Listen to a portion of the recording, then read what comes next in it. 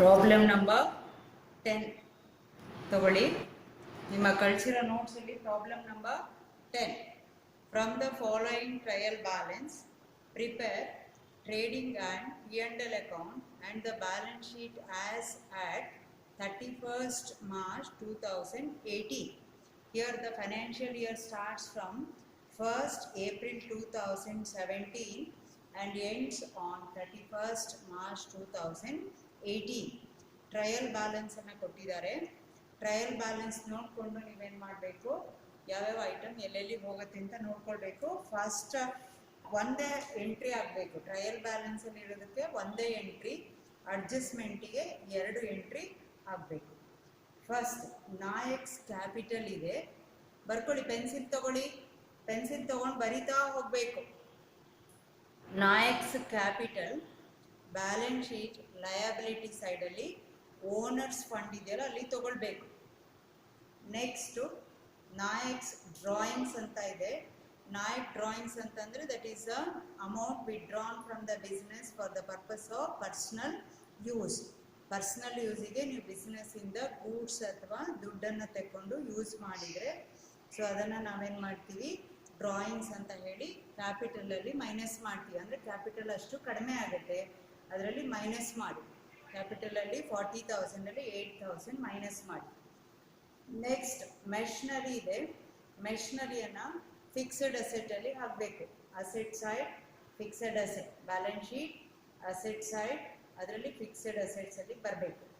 Next buildings, buildings ಅಷ್ಟೇ balance sheet asset side fixed ಅಸೆಟಲ್ಲಿ ಬರಬೇಕು. ನೆಕ್ಸ್ಟ್ ಡೆಟಾರ್ಸ್, ಡೆಟಾರ್ಸ್ ಅಂದರೆ ನೀವು ಕ್ರೆಡಿಟ್ ಸೇಲ್ಸ್ ಮಾಡಿದಾಗ ಅವ್ರು ನಿಮಗೆ ದುಡ್ಡು ಕೊಡಬೇಕು. ಸೊ ದುಡ್ಡು ಕೊಡಬೇಕು ಅಂತಂದರೆ ಡೆಟಾರ್ಸ್ ಅಂತ ಆಗುತ್ತೆ. ಡೆಟಾರ್ಸನ್ನು ಬ್ಯಾಲೆನ್ಸ್ ಶೀಟ್ ಕರೆಂಟ್ ಅಸೆಟ್ಸಲ್ಲಿ ಹಾಕಬೇಕು. Balance sheet asset side current ಅಸೆಟ್ಸಲ್ಲಿ ಹಾಕಬೇಕು. ಟ್ರೇಡ್ ಎಕ್ಸ್ಪೆನ್ಸಸ್ ಇದೆ. ಟ್ರೇಡ್ ಎಕ್ಸ್ಪೆನ್ಸಸ್ ಅಂದರೆ ನೀವು ಸೇಲ್ಸ್ ಮಾಡಲಿಕ್ಕೆ ಮಾಡುವಂಥ ಎಕ್ಸ್ಪೆನ್ಸಸ್ಸು, ಅದನ್ನು ಸೆಲ್ಲಿಂಗ್ ಆ್ಯಂಡ್ ಡಿಸ್ಟ್ರಿಬ್ಯೂಷನ್ ಎಕ್ಸ್ಪೆನ್ಸಸಲ್ಲಿ ಹಾಕಬೇಕು. P&L account selling and distribution expenses. Stock on 1/4/2017, that is a opening stock. Opening stock ಅನ್ನ trading account, the cost of goods sold ಅಲ್ಲಿ ತಗೊಳ್ಬೇಕು. ನೆಕ್ಸ್ಟ್ ಸ್ಯಾಲರಿ, ಸ್ಯಾಲರಿಯನ್ನು P&L account ಅಡ್ಮಿನಿಸ್ಟ್ರೇಷನ್ ಎಕ್ಸ್ಪೆನ್ಸಸ್ ಅಲ್ಲಿ ತಗೊಳ್ಬೇಕು. Next rent for 11 months ಇದೆ. 11 ತಿಂಗಳಿಗೆ ಅವರು ಬಾಡಿಗೆ ಕೊಟ್ಟಿದ್ದಾರೆ. ಅಂದರೆ 1 ವರ್ಷಕ್ಕೆ 12 ಮಂತ್ಸ್, ಅದರಲ್ಲಿ 1 ತಿಂಗಳದ್ದು ಇನ್ನೂ ಬಾಕಿ ಇದೆ ಅಂತ ಸೇರಿಸ್ಕೊಳ್ಬೇಕು. ಅದು 1 ತಿಂಗಳದ್ದು ಕ್ಯಾಲ್ಕುಲೇಷನ್ ಮಾಡಿ ಸೇರಿಸ್ಕೊಳ್ಬೇಕು. ಅಲ್ಲಿ ಅಡ್ಜಸ್ಟ್ಮೆಂಟಲ್ಲಿ ಕೊಟ್ಟಿದ್ದಾರೆ 1 ಮಂತ್ ರೆಂಟ್ ಈಸ್ ಔಟ್ಸ್ಟ್ಯಾಂಡಿಂಗ್. ಅಕಸ್ಮಾತ್ ಕೊಡದೇ ಇದ್ರೆ ಅದರ ಅಡ್ಜಸ್ಟ್ಮೆಂಟು ನೀವೇನು ಮಾಡಬೇಕು, 1 ಮಂತಿಂದು ಆ್ಯಡ್ ಮಾಡಬೇಕು. ಯಾಕೆಂದರೆ ಆ ವರ್ಷದ್ದು ಫುಲ್ಲು ತಗೊಳ್ಳೋದ್ರಿಂದ ಏನು ಮಾಡಬೇಕು, 11 ಮಂತ್ಸ್ ಪ್ಲಸ್ 1 ಮಂತ್ ಔಟ್ಸ್ಟ್ಯಾಂಡಿಂಗನ್ನು ತಗೊಳ್ಬೇಕು. ನೆಕ್ಸ್ಟ್ ಬ್ಯಾಡ್ ಡೇಟ್ಸ್, ಬ್ಯಾಡ್ ಡೇಟ್ಸನ್ನು ಸೆಲ್ಲಿಂಗ್ ಆ್ಯಂಡ್ ಡಿಸ್ಟ್ರಿಬ್ಯೂಷನ್ ಎಕ್ಸ್ಪೆನ್ಸಸಲ್ಲಿ ತಗೊಳ್ಳಿ. ಡಿಸ್ಕೌಂಟ್ ಇದೆ. ಡಿಸ್ಕೌಂಟ್ 2 ಇದೆ. ಸೊ ಒಂದು ಡೆಬಿಟ್ ಸೈಡಲ್ಲಿ ಇರೋದು discount paid, that is discount allowed. Credit ಸೈಡಲ್ಲಿ ಇರೋದು ಡಿಸ್ಕೌಂಟ್ ರಿಸೀವ್. ಡಿಸ್ಕೌಂಟ್ ಪೇಡನ್ನು ಸೆಲ್ಲಿಂಗ್ ಆ್ಯಂಡ್ ಡಿಸ್ಟ್ರಿಬ್ಯೂಷನ್ ಎಕ್ಸ್ಪೆನ್ಸಸಲ್ಲಿ ತಗೊಳ್ಳಿ.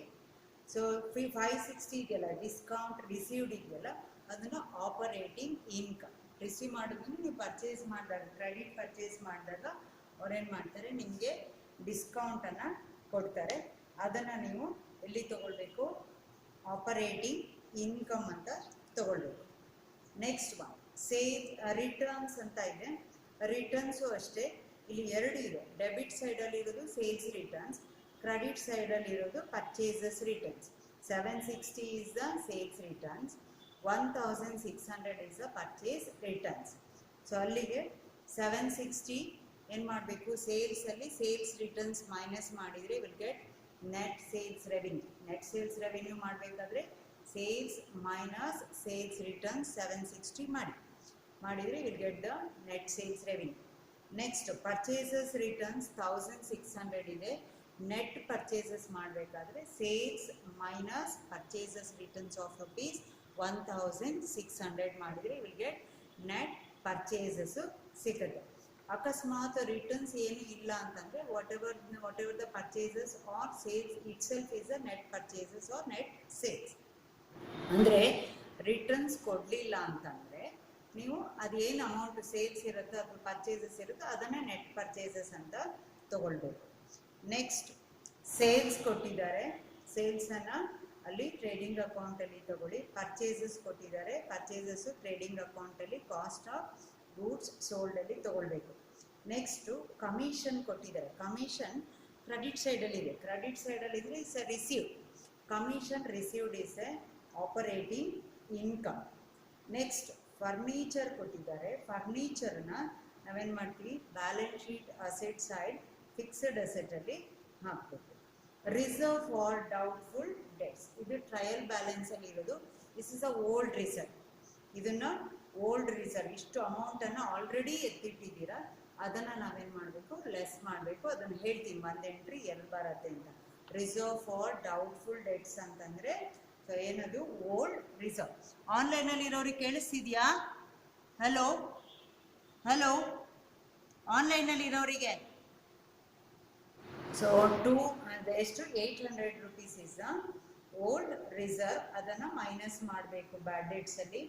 ವೇಜಸ್ ಇದೆ, ಇಟ್ಸ್ ಅ ಡೈರೆಕ್ಟ್ ಎಕ್ಸ್ಪೆನ್ಸಸ್, ಅದನ್ನು ಟ್ರೇಡಿಂಗ್ ಅಕೌಂಟಲ್ಲಿ ತಗೊಳ್ಬೇಕು.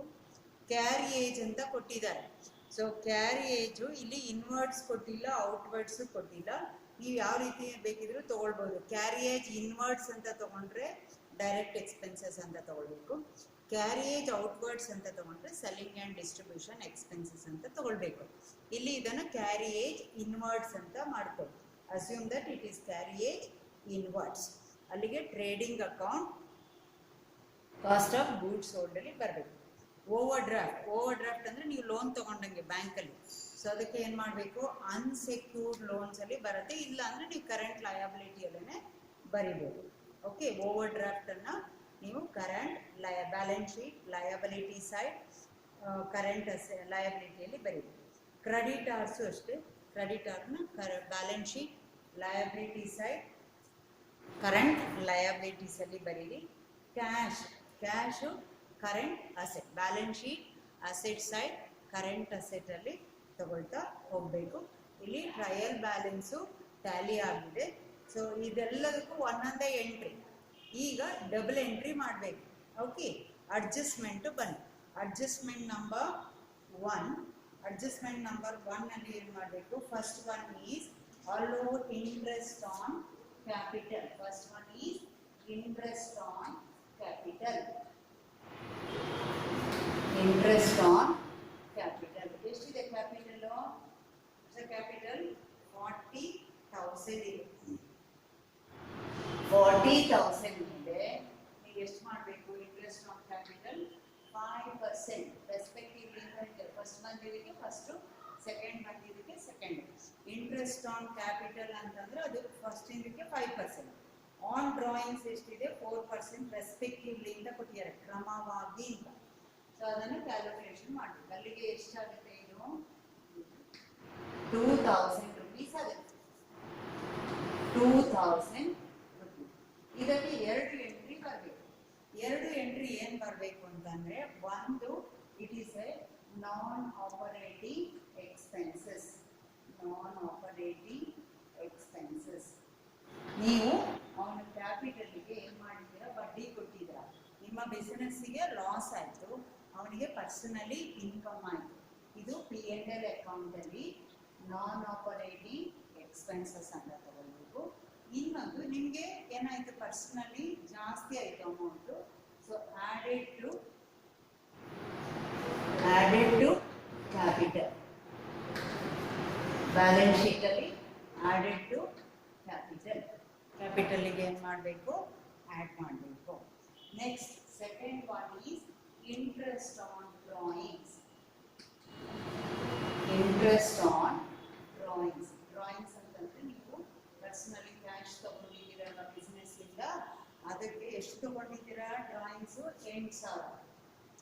ಸೊ 8,000 ಏನು ಮಾಡ್ತಿದ್ದೀರಾ? ನೀವು ಇದು ತಗೊಂಡಿದ್ದೀರಾ, ಅದಕ್ಕೂ ನೀವು ಬಡ್ಡಿ ಕೊಡಬೇಕು ಅಂತ ಹೇಳ್ತಾರೆ. ಅಂದರೆ ಪರ್ಸ್ನಲಿ ನಮಗೇನಾಯಿತು? ಎಕ್ಸ್ಪೆಂಡಿಚರ್ ಆಯಿತು, ಅಷ್ಟು ದುಡ್ಡು ಕಡಿಮೆ ಆಯಿತು. ಬಿಸ್ನೆಸ್ಸಿಗೆ ಏನಾಯಿತು? ಇನ್ಕಮ್ ಆಯಿತು. So that is a non operating income ಆಗುತ್ತೆ. ಎಷ್ಟು ಪರ್ಸೆಂಟ್ ಮಾಡಬೇಕು? 4%. 4% ಅಂದರೆ 3 20 rupees. So 320 rupees is a ಏನಿದು ಆಪರೇಟಿಂಗ್ ನಾನ್ ಆಪರೇಟಿಂಗ್ ಇನ್ಕಮ್. ನಾನ್ ಆಪರೇಟಿಂಗ್ ಇನ್ಕಮ್ ಅಲ್ಲಿ ತಗೊಳ್ಳೋದು ಅಂದ್ರೆ ಬಿಸಿನೆಸ್ಗೆ ಇನ್ಕಮ್ ಆಯಿತು, ಅವನಿಗೆ ಲಾಸ್ ಆಯಿತು ನಾಯಕಿಗೆ. ಸೊ ಇದು P&L ಅಕೌಂಟ್ ಅಲ್ಲಿ ನಾನ್ ಆಪರೇಟಿಂಗ್ ಇನ್ಕಮ್. ಇನ್ನೊಂದು ಏನಾಯ್ತು, ಅಷ್ಟು ದುಡ್ಡು ಅವನು ಕೊಡಬೇಕಾಗಿತ್ತು, ಅವನ ಕ್ಯಾಪಿಟಲ್ ಕಡಿಮೆ ಆಗುತ್ತೆ. Deduct from capital, deduct from capital. Capital ಇಂದ ಏನು ಮಾಡಬೇಕು, ಮೈನಸ್ ಮಾಡಬೇಕು. Deduct from capital. ಸೊ ಇದರಲ್ಲಿ ಬ್ಯಾಲೆನ್ಸ್ ಶೀಟ್ ಅಲ್ಲಿ, balance sheet liability side. Third one ಎರಡು ಎಂಟ್ರಿ ಮಾಡಬೇಕು. Third one depreciation on machinery and furniture 10% at 10% and 5% respectively. 10% that is on machinery, 5% on furniture. But depreciation on machinery, depreciation on machinery. What is the machinery? 20,000 into 10%. ಕ್ರಮವಾಗಿ ಅಂತ ಹೇಳ್ತಾ ಇದ್ದಾರೆ. ಅಲ್ಲಿಗೆ 2000 rupees is the depreciation. ಅದಕ್ಕೆ entry ಏನು ಅಂತಂದ್ರೆ balance sheet asset side ಅಲ್ಲಿ deduct from machinery. ಇನ್ನೊಂದು P&L ಅಕೌಂಟ್ ಅಲ್ಲಿ ಏನ್ ಮಾಡಬೇಕು, administration expenses of the office expenses. Number 4, depreciation on furniture. What is the furniture? Furniture ಎಷ್ಟಿದೆ ನೋಡಬೇಕು. Furniture is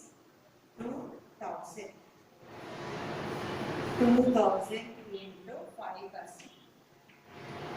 2000 into 5%. 100 rupees ಅನ್ನ ಏನು ಮಾಡಬೇಕು, ಎರಡು ಎಂಟ್ರಿ. ಒಂದು ಬ್ಯಾಲೆನ್ಸ್ ಶೀಟ್ ಅಲ್ಲಿ ಡಿಡಕ್ಟ್ ಫ್ರಮ್ ಫರ್ನಿಚರ್. ಇನ್ನೊಂದು P&L ಅಕೌಂಟ್ ಅಲ್ಲಿ administration expenses ತಗೊಳ್ಬೇಕು. Next, fifth, bill. Salary is prepaid to the extent of 100 rupees. Prepaid salary ಅಂದ್ರೆ ಮುಂದಿನ ವರ್ಷದ್ದು ಈ ವರ್ಷನೇ ಕೊಟ್ಬಿಟ್ಟಿದ್ದೀರಾ. ಎಷ್ಟು ಕೊಟ್ಟಿದ್ದೀರಾ? 100 rupees. ಮುಂದಿನ ವರ್ಷದ್ದು ಈ ವರ್ಷನೇ ಕೊಟ್ಬಿಟ್ಟಿದ್ದೀರಾ. ಸೊ ಅದಕ್ಕೆ ಏನು ಮಾಡಬೇಕು, ಅಷ್ಟು ಈ ವರ್ಷದ ಮಾತ್ರ ಲೆಕ್ಕ ಮಾಡ್ತಿದ್ರೆ ಅದರಿಂದ ಲೆಸ್ ಮಾಡಬೇಕು. ಮುಂದಿನ ವರ್ಷದಲ್ಲಿ 100 rupees P&L account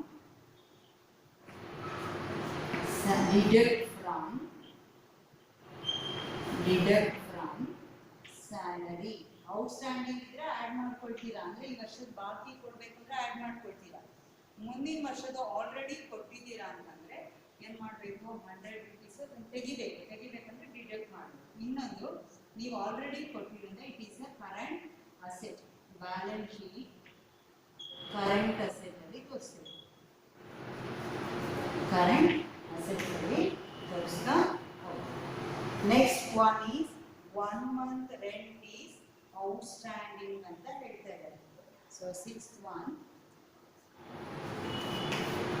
outstanding rent for 1 month. 1 month rent outstanding. ಅಕಸ್ಮಾತ್ ಈ ಅಡ್ಜಸ್ಟ್ಮೆಂಟ್ ಕೊಡಲಿಲ್ಲ ಅಂದ್ರೂ ನಿಮಗೆ ಮೇಲ್ಗಡೆ ಕೊಟ್ಟಿದ್ದಾರೆ ರೆಂಟು 11 monthsಗೆ ಕೊಟ್ಟಿದ್ದಾರೆ.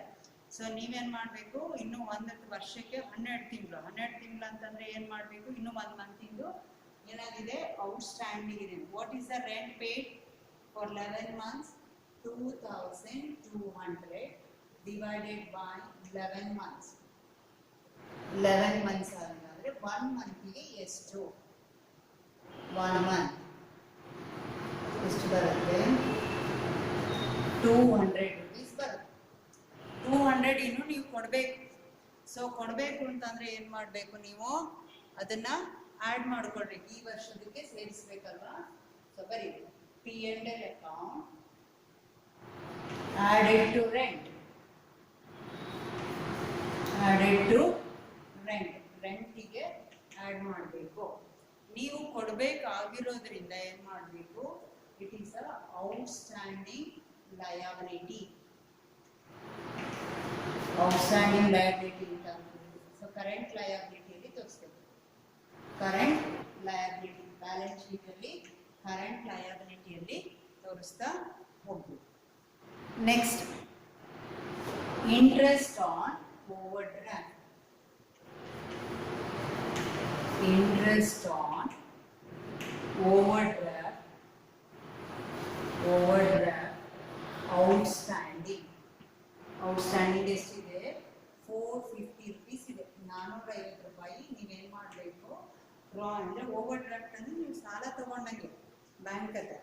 ಸೊ ಬ್ಯಾಂಕಿಗೆ ಏನು ಮಾಡಬೇಕು, ನೀವು ದುಡ್ಡನ್ನು ಕೊಡಬೇಕು. ಅಂದರೆ ಇದು ಬಿಸ್ನೆಸ್ ರಿಲೇಟೆಡ್ ಅಲ್ಲ, ನೀವು ಸಾಲ ತಗೊಂಡಿದ್ದಕ್ಕೆ 450 ರೂಪಾಯಿ ಏನು ಮಾಡಬೇಕು, ಬಡ್ಡಿಯನ್ನು ಕೊಡಬೇಕು.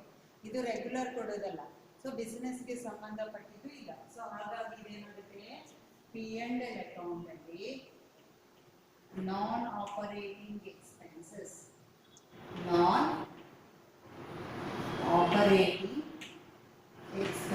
ಅಂತ ತೋರಿಸ್ಬೇಕು. ನಾನ್ ಆಪರೇಟಿಂಗ್ ಎಕ್ಸ್ಪೆನ್ಸಸ್ ನೀವು ಕೊಡಬೇಕು ಅಂತಂದ್ರೆ ಏನ್ ಮಾಡಬೇಕು, ಓವರ್ ಡ್ರಾಫ್ಟ್ ನೀವು ಬಾಕಿ ಕೊಡಬೇಕು ಅಂತಂದ್ರೆ ಕರೆಂಟ್ ಲಯಬಿಲಿಟಿಯಲ್ಲಿ ತೋರಿಸ್ಬೇಕು. Outstanding interest on over draft, ಓಡಿ ಅಂತಂದ್ರೆ ಓವರ್ ಡ್ರಾಫ್ಟ್, ಅದನ್ನ ಎಲ್ಲಿ ತೋರಿಸ್ಬೇಕು, ಕರೆಂಟ್ ಲಯಬಿಲಿಟೀಸ್ ಅಲ್ಲಿ ತೋರಿಸ್ಬೇಕು. ಬ್ಯಾಲೆನ್ಸ್ ಶೀಟ್ ಅಲ್ಲಿ ಕರೆಂಟ್ ಲಯಬಿಲಿಟೀಸ್ ಅಲ್ಲಿ ತೋರಿಸ್ಬೇಕು. ನಂಬರ್ 8 ಏನು, reserve 6% on sundry debtors for doubtful debts. That is new reserve for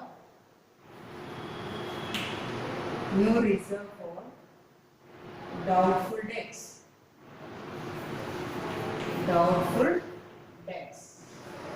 ಅಂದ್ರೆ ಸೊ ಹೊಸದಾಗಿ ನೀವು ರಿಸರ್ವ್ ಮಾಡಿ, that is new reserve for doubtful debts, NRDD, new reserve for doubtful debts.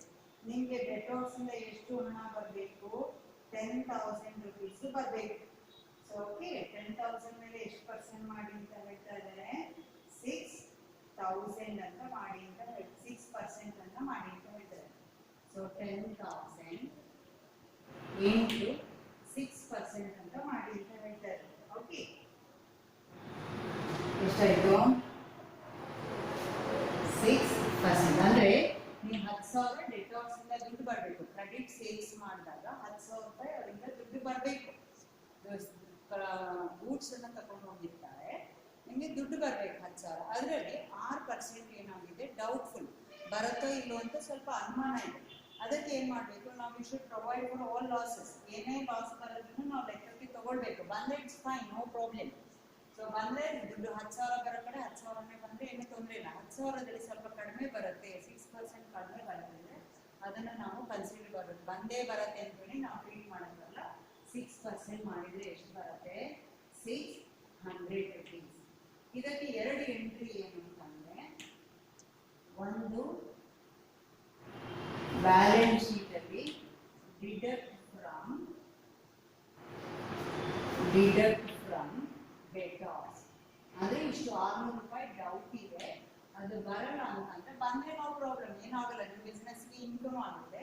ಬರಲಿಲ್ಲ ಅಂದರೆ ಅಷ್ಟು ಲಾಸನ್ನು ನಾವು ತೆಗಿಟ್ಟಿದ್ದೀವಿ ಅಂತ. ಸೊ 600 ರೂಪಾಯಿನ ಡಿಡಕ್ಟ್ ಮಾಡಬೇಕು. ಇನ್ನೊಂದು ಇದನ್ನ ಏನು ಮಾಡಬೇಕು, ಸೆಲ್ಲಿಂಗ್ ಆ್ಯಂಡ್ ಡಿಸ್ಟ್ರಿಬ್ಯೂಷನ್ ಎಕ್ಸ್ಪೆನ್ಸಸ್ ಅಲ್ಲಿ added to bad debts ಅಂತ ತೋರಿಸ್ಬೇಕು. ಅಂದರೆ ನೀವು ಅಲ್ಲಿ ಹೇಗೆ ತೋರಿಸ್ಬೇಕಂತಂದ್ರೆ, ನಿಮ್ಮ ಟ್ರಯಲ್ ಬ್ಯಾಲೆನ್ಸ್ ಅಲ್ಲಿ ಏನಿದೆ, ಬ್ಯಾಡ್ ಡೆಟ್ಸ್ ಇದೆ. ಟ್ರಯಲ್ ಬ್ಯಾಲೆನ್ಸ್ ಬ್ಯಾಡ್ ಡೆಟ್ಸ್ 500 rupees ಇದೆ. Okay, 500 rupees. ನೀವು P&L ಅಕೌಂಟ್ ಅಲ್ಲಿ ಹೇಗೆ ತೋರಿಸಬೇಕಂದ್ರೆ 500 rupees your trial balance as per trial balance. Trial balance ಪ್ರಕಾರ 500 ಇದೆ ಇದಕ್ಕೆ ಒಂದೇ ಇದೆ and ಇದನ್ನ ಸೇರಿಸಬೇಕು. New reserve for doubtful debts. New reserve for doubtful debts ಎಷ್ಟಿದೆ 600. So ಅಲ್ಲಿಗೆ 1100 ಇದೆ. Total bad debts is 1100 ಇದೆ. ನಾನು ಎಷ್ಟು ಎತ್ತಿಟ್ಟಿದ್ದೀವಿ ರಿಸರ್ವ್ ಫಾರ್ ಡೌಟ್ಫುಲ್ ಡೆಟ್ಸ್ಗೆ ನಿಮ್ಮ ಟ್ರಯಲ್ ಬ್ಯಾಲೆನ್ಸ್ ಅಲ್ಲಿ 800 ರೂಪಾಯಿ ಎತ್ತಿಟ್ಟಿದ್ದೀವಿ. ಸೊ ನೀವು 800 ರೂಪಾಯಿ ಬರದೇ ಇರ್ಬೋದು ಅಂತ ಹೇಳ್ಬಿಟ್ಟು 800 ರೂಪಾಯಿ ಎತ್ತಿಟ್ಟಿದ್ದೀರ. ನಿಮಗೆ ಎಷ್ಟು ಬರಲ್ಲ ಆ್ಯಕ್ಚುಲಿ 1100 rupees ಬರೋದಿಲ್ಲ. ಸೊ ಹಾಗಾಗಿ ನಾವು ಎತ್ತಿಟ್ಟಿರೋದು ಅಮೌಂಟು ಅದಕ್ಕೆ ಸಾಲ್ತಾ ಇಲ್ಲ. ಇನ್ನು 300 ರೂಪಾಯಿ ಏನಾಗ್ತಾ ಇದೆ ಶಾರ್ಟೇಜ್ ಬರ್ತಾ ಇದೆ. ಆ ಓಲ್ಡ್ ರಿಸರ್ವ್ ಅನ್ನು ಏನು ಮಾಡಬೇಕು old reserve for doubtful debts. This is as per your trial balance. As per your trial balance 800 ರೂಪಾಯಿ ಎತ್ತಿಟ್ಟಿದ್ದೀರಾ ಅಲ್ಲಿಗೆ 300 ರೂಪಾಯಿ ಮಾತ್ರ ನೀವು ಟ್ರಯಲ್ ಬ್ಯಾಲೆನ್ಸ್ ಅಂದರೆ ನೀವು ಆಲ್ರೆಡಿ 1003 ರೂಪಾಯಿ ನಿಮಗೆ ಡೌಟ್ಫುಲ್ ಇದೆ, 500 ರೂಪಾಯಿ ಬರೋದೇ ಇಲ್ಲ, 600 ರೂಪಾಯಿ ಇನ್ನೂ ಡೌಟ್ಫುಲ್ ಇದೆ. ಅಲ್ಲಿಗೆ ಟೋಟಲ್ ನಮಗೆ ಬರ್ದಿರೋದು 1100 ರೂಪಾಯಿ 1100. ಅದರಲ್ಲಿ ನಾವು ಟ್ರಯಲ್ ಬ್ಯಾಲೆನ್ಸ್ ಅಲ್ಲಿ ಎತ್ತಿಟ್ಟಿದ್ದೀವಿ 800 ರೂಪಾಯಿ ಇದಕ್ಕೋಸ್ಕರ ಅಂತಾನೆ ಎತ್ತಿಟ್ಟಿದ್ದೀವಿ. ಸೊ ಅದಕ್ಕೆ ಏನಾಯ್ತು 1100 ಬಂದಿದೆ ನಮಗೆ ಬ್ಯಾಡ್ ಡೆಟ್ಸ್. 800 ರೂಪಾಯಿ ಸಾಕಾಗ್ತಿಲ್ಲ ಅಂದ್ರೆ ಈ ವರ್ಷಕ್ಕೆ ಇನ್ನೆಷ್ಟು ನಾವು ಎಕ್ಸ್ಪೆಂಡಿಚರ್ ಲಾಸ್ ಅಂತ ತಗೊಳ್ಬೇಕು 300 rupees ಅಂತ. ನೀವು ಇದನ್ನ ಎಲ್ಲಿ ತೋರಿಸ್ಬೇಕು P&L ಅಕೌಂಟ್ ಅಲ್ಲಿ ತೋರಿಸ್ಬೇಕು. P&L ಅಕೌಂಟ್ ಅಲ್ಲಿ ಈ ತರ ಶೋ ಮಾಡಬೇಕು. ಓಕೆ, ಸೊ ನೆಕ್ಸ್ಟ್ ನಂಬರ್ 9 ಏನಿದೆ ಕ್ಲೋಸಿಂಗ್ ಸ್ಟಾಕ್. ಕ್ಲೋಸಿಂಗ್ ಸ್ಟಾಕ್ ಎಷ್ಟಿದೆ ಕ್ಲೋಸಿಂಗ್ ಸ್ಟಾಕ್ 25,000 rupees. 25,000 ಅನ್ನು ಎಲ್ಲಿ ತೋರಿಸ್ಬೇಕು ಟ್ರೇಡಿಂಗ್ ಅಕೌಂಟ್ ಅಲ್ಲಿ ಏನು ಮಾಡಬೇಕು deduct from cost of goods sold. Cost of goods sold. Cost of goods sold. So ಇನ್ನೊಂದು ಏನು ಮಾಡಬೇಕು ಕರೆಂಟ್ ಅಸೆಟ್. ಕರೆಂಟ್ ಅಸೆಟ್ ಅಲ್ಲಿ ಕರೆಂಟ್ ಅಸೆಟ್ಸ್ ಅಲ್ಲಿ ಬ್ಯಾಲೆನ್ಸ್ ಶೀಟ್ ಅಲ್ಲಿ ತೋರಿಸ್ಬೇಕು. ಸೊ ಇಷ್ಟು ಎಂಟ್ರಿ ಮಾಡಿದ್ರೆ ನಿಮಗೆ ಏನು ಬರುತ್ತೆ ಅಡ್ಜಸ್ಟ್ಮೆಂಟ್ ಆಗಿ ನಿಮ್ಮ trial balance total. So balance sheet total ಆಗುತ್ತೆ. ನೋಡ್ಕೊಳ್ಳಿ, ಇನ್ನೊಂದ್ಸಲಿ ನೋಡ್ಕೊಳ್ಳಿ. First one is interest on capital. So 40,000 capital ಇದೆ, ಅದರಲ್ಲಿ 5% ಅಂತಂದ್ರೆ 2000 rupees ಬರುತ್ತೆ. ಸೊ ಅಲ್ಲಿಗೆ ಇದೇನು ನೀವು ಕೊಡ್ತಾ ಇದ್ದೀರಿ ಕ್ಯಾಪಿಟಲ್ಗೆ ಬಡ್ಡಿ ಕೊಡ್ತಾ ಇದ್ದೀರಾ. ಬಡ್ಡಿ ಕೊಡ್ತಾ ಇದ್ರೆ ಅಂದ್ರೆ ನಿಮ್ಮ ಬಿಸ್ನೆಸ್ಗೆ ಎಕ್ಸ್ಪೆಂಡಿಚರ್ ಅದು ಅಂದ್ರೆ ಬಿಸ್ನೆಸ್ ಟ್ರಾನ್ಸಾಕ್ಷನ್ ಅಲ್ಲ, ಬಿಸ್ನೆಸ್ಗೆ ಎಕ್ಸ್ಪೆಂಡಿಚರ್. ನಿಮ್ಗೆ ಏನಾಯ್ತು ಅಷ್ಟು ದುಡ್ಡು ಬಂತು ಅಂತಂದ್ರೆ ನಿಮ್ಗೆ ಇನ್ಕಮ್ ಅದು ನಿಮ್ಮ ಕ್ಯಾಪಿಟಲ್ ಜಾಸ್ತಿ ಆಗುತ್ತೆ.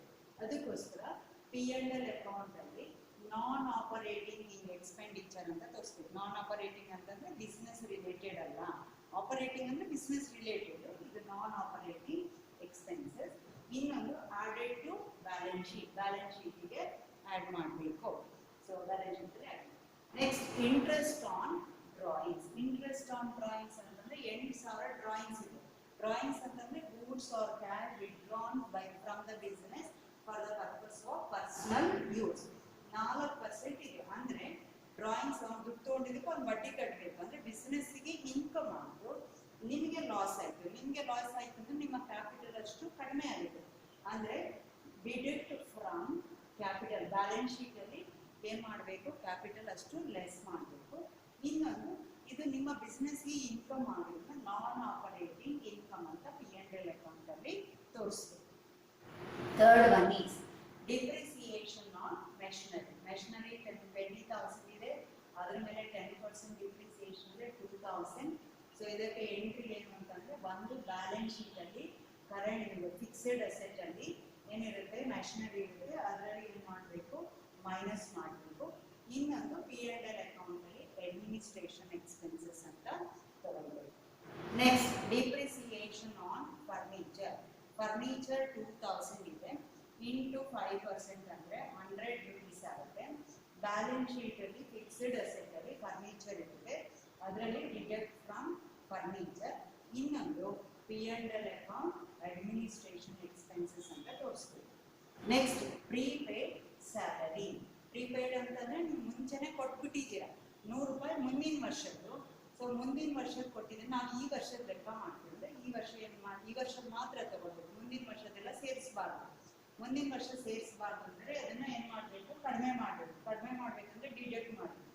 P&L ಅಕೌಂಟ್ ಅಡ್ಮಿನಿಸ್ಟ್ರೇಷನ್ ಎಕ್ಸ್ಪೆನ್ಸಸ್ ಅಲ್ಲಿ ಡಿಡಕ್ಟ್ ಫ್ರಮ್ ಸ್ಯಾಲರಿ ಮಾಡಿ. ಇನ್ನೊಂದು, ನೀವು ಮುಂದಿನ ವರ್ಷ ಕೊಟ್ಬಿಟ್ಟಿರೋದ್ರಿಂದ ನಿಮ್ಗೆ ಯಾವುದೇ ರೀತಿ ಜವಾಬ್ದಾರಿ ಇಲ್ಲ, ಸೊ ಅದನ್ನು ಕರೆಂಟ್ ಅಸೆಟ್ ಅಂತ ಮಾಡಿ. Next one is 6th one outstanding rent for 1 month. ಅಕಸ್ಮಾತ್ ಇದನ್ನ ಕೊಡಲಿಲ್ಲ, 1 month ರೆಂಟ್ ಈಸ್ ಔಟ್ಸ್ಟ್ಯಾಂಡಿಂಗ್ ಅಂತ ಕೊಡದೇ ಇದ್ರು ನಿಮಗೆ ಟ್ರಯಲ್ ಬ್ಯಾಲೆನ್ಸ್ ಅಲ್ಲಿ ರೆಂಟ್ ಫಾರ್ 11 months ಅಂತ ಕೊಡ್ತಿದ್ದಾರೆ. ಅಂದ್ರೆ 1 month ಇನ್ನು ಕೊಡಬೇಕು ಅಂತ ಲೆಕ್ಕ. ಈ ಪ್ರಾಬ್ಲಮ್ ಅಲ್ಲಿ ಕೊಡ್ತಿದ್ದಾರೆ, ಹಾಗಾಗಿ ಮಾಡ್ತಿದ್ದೀರಾ. ಅಕಸ್ಮಾತ್ ಕೊಡದೇ ಇದಕ್ಕೆ ಹಿಡನ್ ಅಡ್ಜಸ್ಟ್ಮೆಂಟ್ ಅದರಲ್ಲೇ ಇರುತ್ತೆ, ನೀವು ಅದನ್ನ ರೆಕಗ್ನೈಸ್ ಮಾಡಿ ಮಾಡಬೇಕು. 11 monthsಗೆ ನಾವು 2200 ಕೊಟ್ಟಿದ್ದೀವಿ. 11 monthsಗೆ 2200 ಆದರೆ 1 monthಗೆ ಎಷ್ಟಾಯ್ತು? 1 monthಗೆ 200 rupees ಆಯ್ತು. ಇದು ಇನ್ನೂ ಕೊಡಬೇಕಾಗಿರೋದ್ರಿಂದ ಇಟ್ಸ್ ಸೇರಿಸ್ಕೊಳ್ಬೇಕು. ನಾವು ಕೊಡಬೇಕಾದ್ರಿಂದ it is a current liability, balance sheet ಅಲ್ಲಿ ತೋರಿಸ್ಬೇಕು. ಇನ್ನೊಂದು P&L ಅಕೌಂಟ್ ಅಲ್ಲಿ ರೆಂಟಿಗೆ ಆಡ್ ಮಾಡಬೇಕು, ಈ ವರ್ಷದಾಗಿರೋದನ್ನ ಆಡ್ ಮಾಡಬೇಕು. Next interest on over draft ಅಂತಂದ್ರೆ ನಿಮಗೆ ಬ್ಯಾಂಕ್ನವರು ಇಷ್ಟು ದುಡ್ಡನ್ನ ಏನ್ ಮಾಡ್ತಾರೆ, ಓವರ್ ಡ್ರಾಫ್ಟ್ ಫೆಸಿಲಿಟಿ ಅಂತ ಕೊಡ್ತಾರೆ. ಜಸ್ಟ್ ಲೈಕ್ ಎ ಲೋನ್, ಬ್ಯಾಂಕಿಂದ ನೀವು ಲೋನ್ ತಗೊಂಡಂಗೆ ಲೆಕ್ಕ. ಸೊ ₹450 ಇದೆ, ಅದಕ್ಕೆ ಕೊಡಬೇಕು ಅಂತಂದ್ರೆ ಬಿಸ್ನೆಸ್ ರಿಲೇಟೆಡ್ ಅಲ್ಲ, ಇದು ಬಡ್ಡಿ ಕೊಡ್ತಾ ಇದ್ರು. ಸೊ ಹಾಗಾಗಿ ಅದನ್ನ ನಾವೇನ್ ಮಾಡಬೇಕು, expenditure, but it is a non operating. So P&L account ಅಲ್ಲಿ ನಾನ್ ಆಪರೇಟಿಂಗ್ ಎಕ್ಸ್ಪೆನ್ಸಸ್ ಅಂತ ಮಾಡಬೇಕು, ಲೆಸ್ ಮಾಡಬೇಕು. ಇನ್ನೊಂದು outstanding interest on over draft. ನೀವು ಬ್ಯಾಂಕಿಗೆ ಅದನ್ನು ಕೊಡಬೇಕಾದ್ರೆ ಇಟ್ಸ್ ಎ ಕರೆಂಟ್ ಲಯಬಿಲಿಟಿ, ನೀವು ಬಾಕಿ ಕೊಡಬೇಕಾಗುತ್ತೆ. Next new reserve for doubtful debts. NRDD. So ₹10,000 ನಿಮ್ಗೆ ಏನ್ ಬರಬೇಕು, ಡೆಟಾರ್ಸ್ ಇಂದ ದುಡ್ಡು ಬರಬೇಕು. ಅಂದ್ರೆ ಕ್ರೆಡಿಟ್ ಸೇಲ್ಸ್ ಮಾಡಿದ್ದೀರಾ, ಅದರಲ್ಲಿ ₹10,000 ನಿಮ್ಗೆ ಬರಬೇಕು. ಅದರಲ್ಲಿ 6% ಅಂದ್ರೆ 6 ಡಿವೈಡೆಡ್ ಬೈ 100 ಮಾಡಿದ್ರೆ 600 rupees.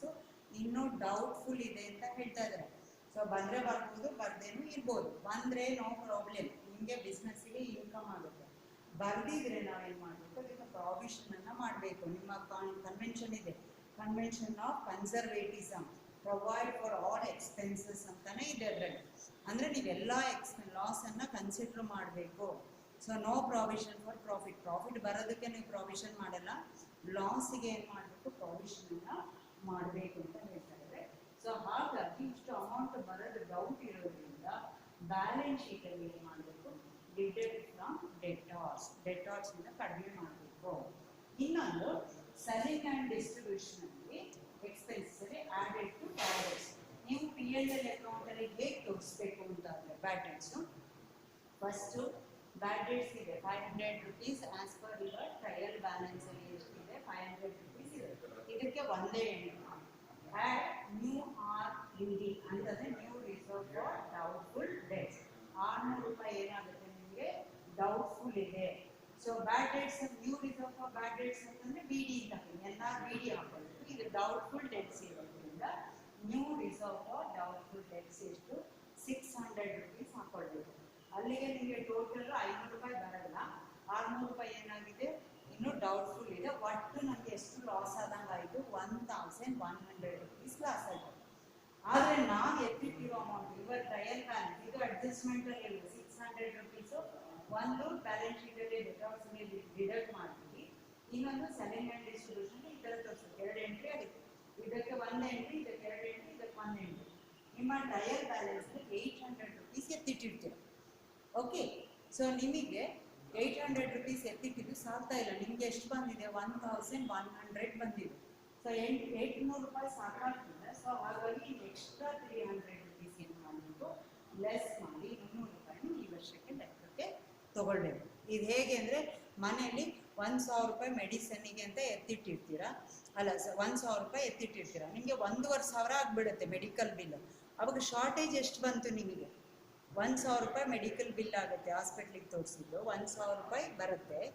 ನೀವು ಎತ್ತಿಟ್ಟಿದ್ದು 1,000 ಎತ್ತಿಟ್ಟಿರ್ತೀರ, ನಿಮಗೆ ಮೆಡಿಕಲ್ ಬಿಲ್ ಎಷ್ಟು ಬಂತು? 1,500 ಬಂತು.